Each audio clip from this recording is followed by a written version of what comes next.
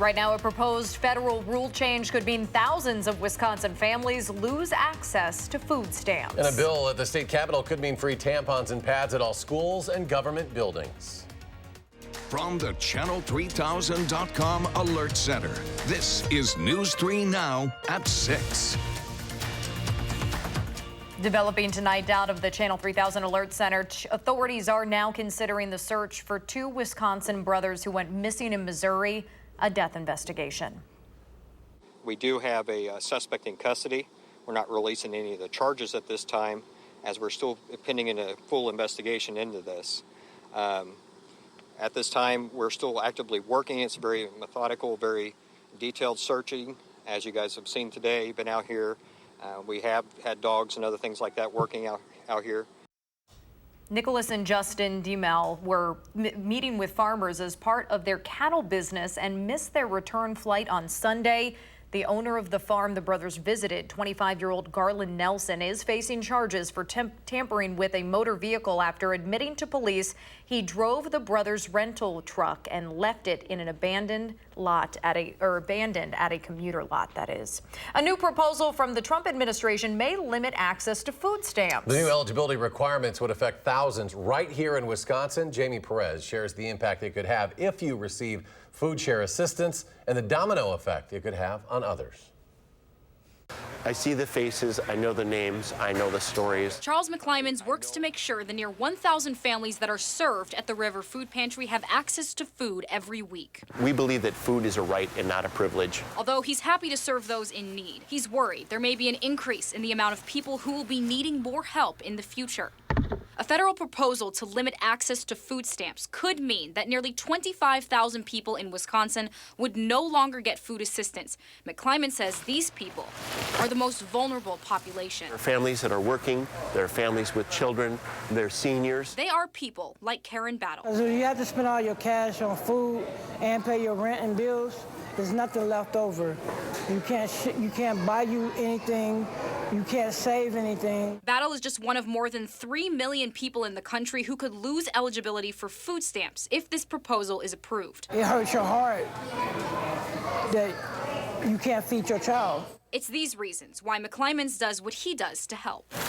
But he's worried that if the changes do happen, they'll be overwhelmed by the amount of people who need help. We're already doing a lot of the heavy lifting, and it would increase the number of people that we would see here. It would be difficult to manage. The Wisconsin Department of Health State Medicaid Director says they could feel the impact too. So it will make it harder for people to apply, and it will actually make it more administratively complex for us. The federal government would save nearly $2.5 billion from these changes. Supporters of the proposal say it could prevent people from abusing the system. Agriculture Secretary Sonny Perdue defended this proposal, saying for too long this loophole has been used to effectively bypass important eligibility guidelines. There have been independent studies of the entire SNAP system, and the amount of fraud that is in the system they've estimated is less than 2%. No, nobody chooses to be this way. Our circumstances put us this way. The proposal has not been approved yet, but Battle said she's preparing for the possibility of what's to come. In Madison. What are they going to do? They can't starve us. They can't just leave us out there. Jamie Perez. They can't leave us out there. News 3 Now. More details on the changes in eligibility requirements are on our website, channel3000.com. The USDA is accepting public comment on this proposed change until September. To weather now, the heat and humidity set to return for the weekend. Let's check your first alert forecast with meteorologist Chris Reese. Chris? Hey guys, we'll also see a little bit more in the way of some shower and thunderstorm chances as we head through the weekend as well. It won't be a washout by any means, though. We've seen some of those showers and thunderstorms earlier today. They kind of rumbled on through and they were very quick moving, so we do not have a lot of concern for those as they continue to exit the area. In the meantime, we do have some cloud cover. Sunshine is trying to filter through that cloud cover as well, and it's been successful at doing so. Our temperatures did make it into the low 80s. Right now, we're sitting at 82. Winds are out of the south and southwest at 8 miles per hour. A lot of those dew points are well into the 60s. Boscobel is at 85, and La Crosse is at 87. Those are some of the warm spots right now. As you work your way towards the north and east, temperatures are more so into the mid 70s. Manitowoc at 69. That's where there's more cloud cover, and that's where we have seen some of the shower activity still lingering on this afternoon and evening. As we go through the rest of the day, though, plan for the sunshine to continue to break through the cloud cover. Eventually, we'll see a comfortable night overnight with lows in the upper 60s. Guys? Chris, thank you. New at 6, this picture shows the damage to a $100,000 Mercedes-Benz that two teens crashed in a hotel parking lot on Gammon Road this morning. After finding the car was stolen, police ordered the suspects out at gunpoint. The driver then started driving away, smashing into parked cars and an ambulance on the scene. The car finally became inoperable when it struck another vehicle, a parked car on South High Point Road. Several bystanders, including a retired Madison police lieutenant, took action near Point Cinema when the teens started running. One suspect pointed a gun at an officer, but eventually put it down. Police arrested 18-year-old Demonius Falls and 17-year-old Keyshawn Brooks. Inside the stolen car, police found 6 garage door openers, other car keys, and 2 wallets. 4 teenagers have been arrested, 2 of them for what Madison police are calling an attempted homicide. This is all connected to a crash between a stolen car and a squad car on Saturday afternoon. Amanda Quintana joins us now with the latest on this case. Amanda? Yes, we don't know the name of the 16-year-old boy and the 16-year-old girl accused of these crimes since they are minors. What we do know, though, is that 2 of them were together on Saturday when a 17-year-old boy was beat, robbed, and forced into a car. When he was able to get free, shots were fired at him. You may remember that same day, 2 teenage girls were arrested after allegedly crashing a stolen car into a squad car.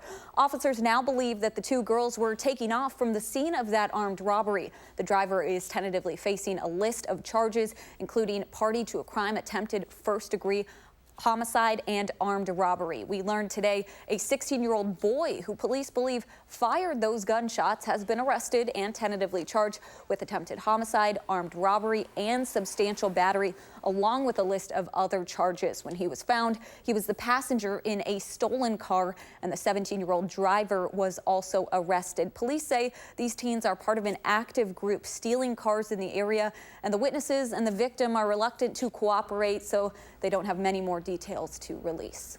Amanda, thank you. 2 13-year-olds are expected to be charged for stealing a Dodgeville woman's van. That van was seen weaving in and out of traffic on the westbound Beltline around 7 o'clock last night. Madison officers eventually located the van on South Gammon Road. The driver was waiting to turn at an intersection when police pulled a squad car in front of the van and ordered the boys out at gunpoint. Both were taken to the Juvenile Reception Center. Today is the 29th anniversary of the Americans with Disabilities Act, and city leaders are gathering information to learn what needs to be done to make downtown Madison more accessible. According to a survey of more than 90 community members, 63% of respondents indicated they had experienced mobility barriers in the downtown area. That includes things like crosswalks not allowing enough time to cross the street. 45% of people experienced barriers entering and exiting businesses, and 48% experienced barriers accessing community events. We realize that we need to take steps to hold the individuals who hold festivals in our city accountable for accessibility. Those are citywide events. They should be inclusive to everyone. Now, tomorrow afternoon, you can share feedback at the Disability Pride Festival that happens at Tenney Park. There's an Access Downtown Madison presentation, and that'll start at 1 o'clock. Increasing access to tampons and pads is an idea behind a new proposal at the state capitol. But as Rose Schmidt explains, the idea still faces some resistance. Rose? Yes, well, the proposal aims to make it easier for teens and adults to find tampons and pads, but it's still in its early stages and faces an uphill battle at the Capitol. The Democratic bill would require all schools and government buildings to offer the products for free. The proposal has been introduced a few times before and failed to get the Republican support needed to pass. A tampon drive in Dane County this week collected more than 100,000 products. It started 2 years ago after 2 girls were caught stealing menstrual products. As young girls start to menstruate, their confidence goes down. And there seems to be a direct correlation in not having enough period products. A few years ago, coin dispensers in Dane County buildings like the CCB and courthouse were converted to dispense pads and tampons for free. There are also plans in the works to install the dispensers in Dane County parks. The bill has not yet been formally introduced, but when it was proposed in 2015 and 2017, it did not get scheduled for a hearing. Sunflower Days is back in bloom in Middleton. Visitors can come out, take pictures, and explore the acres of sunflowers, but they will have to pay for it. The town of Middleton is charging $4 to get in, and that's causing some controversy with the previous landowners. Gabriella Becerra joins us from Pope Farm Conservancy with more details. Gabby? The Pope Farm Conservancy was sold to the town of Middleton years ago, and the family that sold it said there was an agreement to keep the farm open and free to the public. For the first time, Sunflower Days is breaking that alleged agreement. I loved it. Echo Brame and her grandparents are visiting Sunflower Days. And I've been asking my grandparents to come out here for a long time. Her grandmother says her favorite part was the shuttle bus to the park. We didn't have to walk from the road. The shuttle buses are a new addition to Sunflower Days this year to alleviate the struggles of limited parking in the past. They had roughly 90,000 people show up, and there was a lot of safety concerns regarding how that was all operating. Because of the growth, the town of Middleton took over the event and hired an outside company for shuttle, organization, and security services. And to help cover the cost, visitors are asked to pay a $4 admittance fee. We're not opposed to Sunflower Days, but how they set it up and it's running like a county fair is not the kind of environment that we want to see created here for the users of the facility. Family spokesperson Dave Zorb says the admittance fee breaks an agreement in the contract of sale of the land to the town. It entailed that it should remain free and open to the public. Zorb says they haven't decided whether or not to take legal action. The town says they respect their concerns. We understand and appreciate their concern. We want to be very respectful to them, but this is a joyous occasion. We want to share the Pope Farm Conservancy with the public, with beyond the town of Middleton, and this is a way for us to do that. And Brame says she doesn't think the $4 is too much to ask, but it would be nice without it. It would be really cool if it was free as well, because then I could just come out here all the time, you know, and it wouldn't be too much. People out at Sunflower Days today said the additional fee doesn't seem to be a problem and that the extra organization kind of made the experience more enjoyable. A beautiful backdrop out there at Pope Farm Conservancy. Gabriella Becerra. Gabby, thank you. Republican lawmakers want to substantially change the voting process for new buildings on the UW campus, ones that are funded by student fees. We'll tell you exactly what they're looking to change. That story and more just ahead on News 3 Now at 6.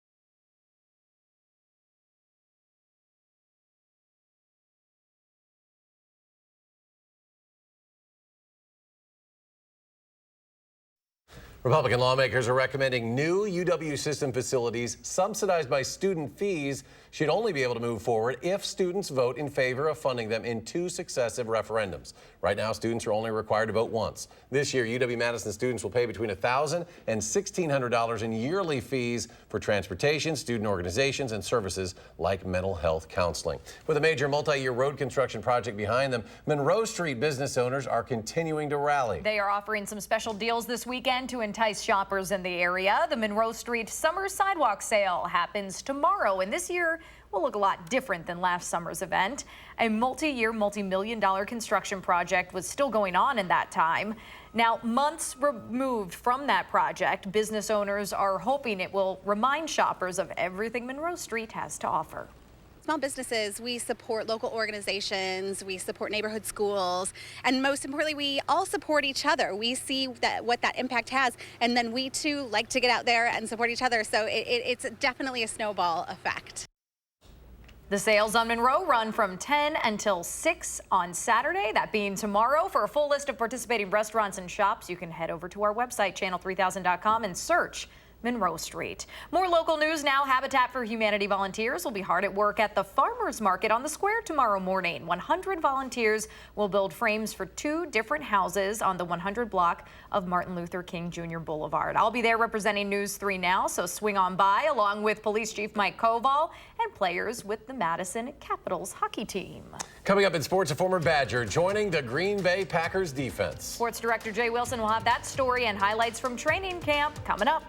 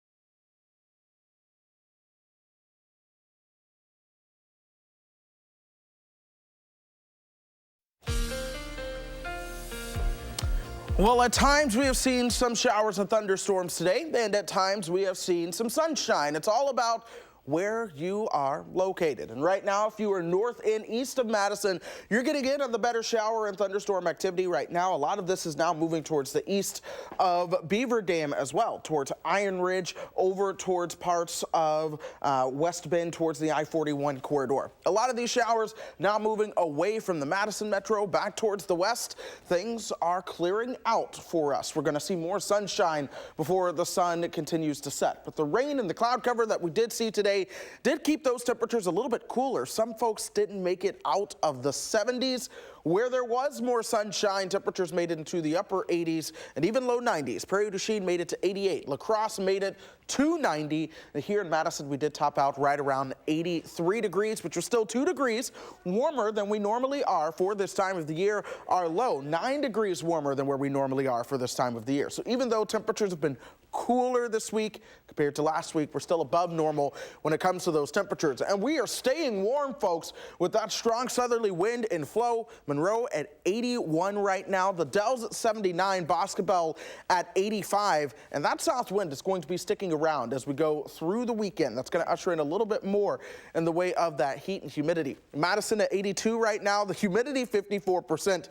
The dew point into the mid 60s. And a lot of us are seeing those dew points into the upper 60s, even some low 70s beginning to show up. So yes, the humidity is there. It is uncomfortable when it comes to the humidity, especially underneath that sunshine. And we've seen more of that with the clouds trying to break up. More chances for storms do exist tonight as you work your way over towards the northern tier of the state. They do have a marginal to slight risk of severe storms tonight into tomorrow. This sinks its way further towards the southern half of the state.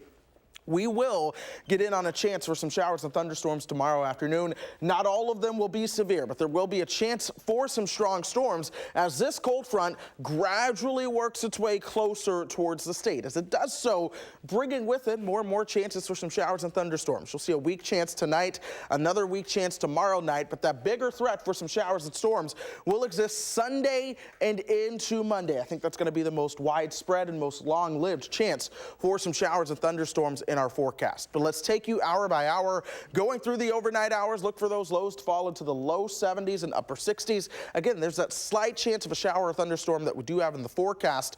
Tomorrow, those temperatures will top out into the upper 80s. Again, we'll see another chance for showers and thunderstorms into the afternoon. This is where that threat for severe weather does exist. Again, not everyone is going to see that. It is a very minimal. That'll push on out of here, and then we'll kind of rinse and repeat into Sunday. And then Sunday afternoon, we'll see that next chance for showers and thunderstorms moving into the forecast. But folks, by early next week, it feels good. We'll have a day or two where we struggle to get out of the 70s, and the humidity will be a lot lower than it will be this weekend.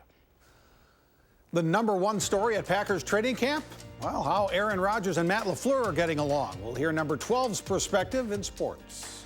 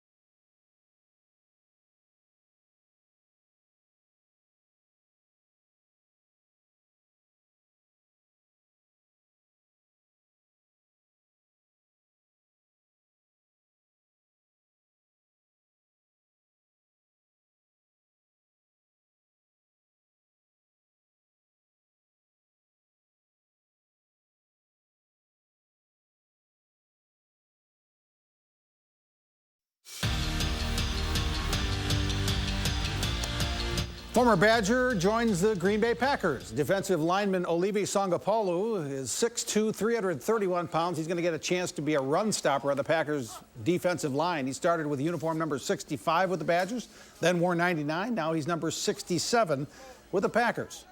Question number one in training camp in Green Bay, the relationship between quarterback Aaron Rodgers and head coach Matt LaFleur. Everyone's looking for signs of how that's developing after 2 days on the field. Rodgers says so far everything's just peachy. What I can say is that him and I are friends, and I think that's the first part of the relationship. And the on-the-field relationship is one that grows over time. You know, he hasn't called a play into me in a game situation yet, so there's a process of feeling comfortable with the way the play comes in, and him trusting me and me trusting him. But I feel great about the communication. I mean, he's in every meeting. We spend time one-on-one talking about stuff. He's the main voice in the offensive room. Didn't take Mike Daniels long to find a new job. He joins the Detroit Lions after the Packers released him Wednesday. 1 year, $9 million for Daniels. Aaron Rodgers said yesterday he didn't want to play against Daniels, but now might face Daniels with the Lions twice this season. When the Houston Texans come to Green Bay for practices and a preseason game in a week and a half, you can expect to see J.J. Watt on the field. The Texans put Watt on the PUP list. That's the physically unable to perform list. But sure enough, Watt was out there for the very first Texans practice. No problem. He was surprised to hear that he was even on that physically unable to perform list. I didn't know. I found out I was on PUP when you tweeted it. I didn't know. So I've been planning on practicing the first day the whole time. So I think it was just a precautionary thing. I feel great. I mean, I feel great. I've had a really good offseason working with the guys, and just really happy to be out here. Brewers and Cubs open a big series in Miller Park tonight. Cubs lead the Brewers by 2 games atop the NL Central. Second baseman Keston Hiura admits he's still getting used to big moments in the majors. He's doing pretty well, though, hitting .360 in the 23 games he's played since he was recalled from the minors. And he was named National League Player of the Week. I kind of want to really make a statement for myself, just to prove to myself that, you know what you're doing, and kind of not press too much or anything like that. Kind of do what you do. There's a new leader after 2 rounds of the Madison Men's City Golf Tournament. Patrick Murphy shot 72 at Hawks Landing to take a 1-shot lead on Justin Urban and yesterday's first-round leader Carl Hotman. They cut the field at the top 40. The 3rd round is tomorrow at the Oaks, final round Sunday at Blackhawk. And, boy, it sure looked like it'd be a great day for the 19th stage of the Tour de France in the Alps. Everything was going along just fine until this. That white stuff isn't snow, it's hail. A big hailstorm in a valley where the stage was supposed to run forced them to stop while end loaders and plows pushed the slushy stuff off the course. By then, the stage was canceled 18 miles from the finish. It's been so hot there. Yeah, the other day was cows, and now it's hail. Yeah, right? It's always something. They can't catch a break. No hail here, though. Hey, we will see a little bit of a break from that heat humidity as we go through the weekend and early next week, but there will be storm chances. Thanks for joining us for News 3 Now at 6. We'll see you back here at 10.